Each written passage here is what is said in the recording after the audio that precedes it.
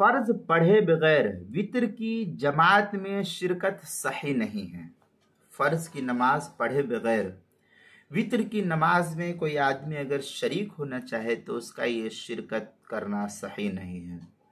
چونکہ یہ مسئلہ عموماً رمضان میں پیش آتا ہے کہ ابھی باہر سے آیا آدمی اور تراویح کی عشاء کی فرض نماز پڑھا نہیں، اور آیا تو تراویح وطر کی نماز چل رہی تھی تو وطر میں آ کر کے شریک ہو گیا، تو فقہا لکھتے ہیں کہ فرض پڑھے بغیر وطر کی جماعت میں شرکت یہ صحیح نہیں ہے، چونکہ پہلے فرض ہے، تو جب فرض ہے تو فرض کا حکم پہلے ہوگا، اس لیے پہلے فرض پڑھے، اس کے بعد وطر کی جماعت مل جائے تو شریک ہو جائے، اس کے بعد تراویح پڑھے، یہی حکم فقہا نے نقل کیا ہے۔ عشاء کی نماز کے عشاء کی نماز جماعت کے ساتھ پڑھے، اس کے بعد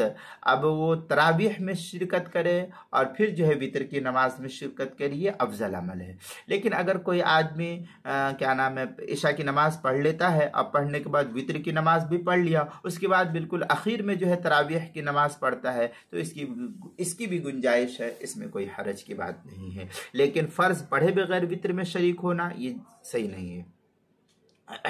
فتاوی ہند میں ہے اذا فاتته